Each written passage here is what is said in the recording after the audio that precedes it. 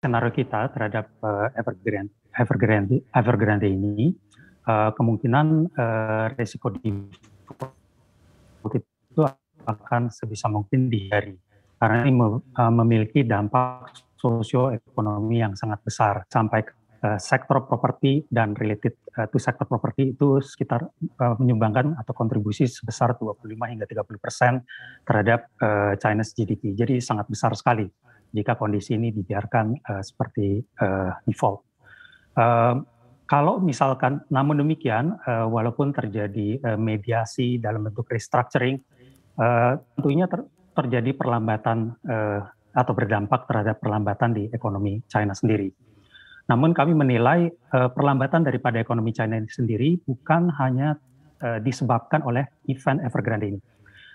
Namun kalau kita perhatikan kebijakan daripada pemerintah China sendiri, misalkan terhadap sektor properti itu telah dilakukan pengetatan dari sisi kredit terhadap sektor properti 12 bulan terakhir. Gitu.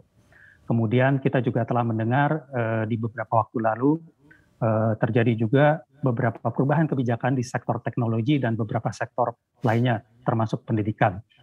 Sehingga dalam hal ini kami melihat effort ini akan kombinasi daripada effort ini akan menyebabkan slowdown di ekonomi China sendiri. Ya. Terlepas apakah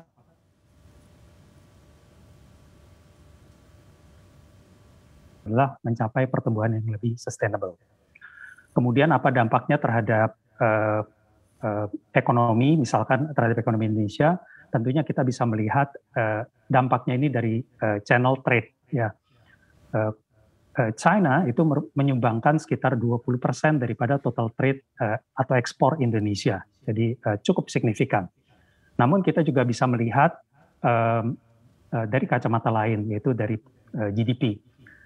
Kalau kita melihat katakanlah final demand ya dari China terhadap produk-produk Indonesia, saat ini kita perkirakan itu berada di level 5-6%. Artinya apakah itu berupa final produk ekspor maupun semi produk yang diekspor lewat diimpor lewat negara lain. Gitu. Jadi setiap 1% penurunan daripada GDP growth di China itu akan berdampak sekitar 0,05% hingga 0,6% terhadap GDP Indonesia. Pada level tersebut, kami melihat pada saat ini kondisi tersebut masih sangat manageable. Demikian pernyataan saya. Baik, namun seperti apa Anda melihat potensi dari Evergrande ini menjadi Lehman Brothers jilid kedua seperti yang terjadi di tahun 2008 lalu?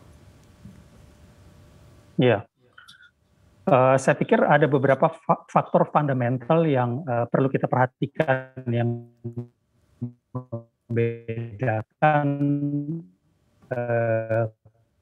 kedua event tersebut. Gitu. Kan perusahaan properti yang tumbuh sangat agresif dalam beberapa tahun terakhir, over leverage, dan saat ini mengalami krisis keuangan, cash flow.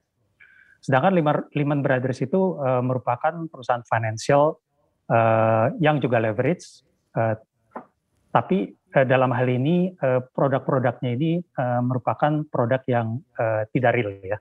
Sedangkan Evergrande walaupun memiliki kesulitan daripada keuangan, namun memiliki aset-aset yang bersifat real, yaitu land banks dan juga properti lainnya seperti apartemen dan segala macam.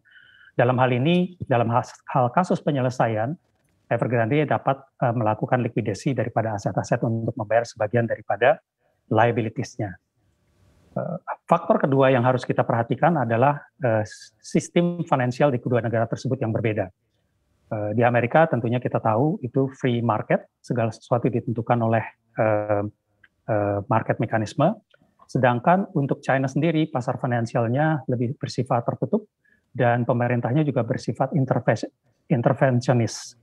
Jadi dalam hal ini, dalam kasus penyelesaian, sebagaimana kami sampaikan tadi, kami melihat base case scenario-nya adalah menghindari kondisi default, namun bailout bukan juga merupakan suatu opsi dalam kondisi tersebut, karena dapat menimbulkan moral hazard. Kami juga melihat tentunya kemungkinan besar banyak perusahaan-perusahaan properti di China yang memiliki masalah serupa dengan Evergrande. Ya. Nah, makanya kami melihat opsi tadi yaitu berupa aset likuidasi dan restrukturisasi merupakan opsi yang mungkin akan dilakukan oleh pemerintah China.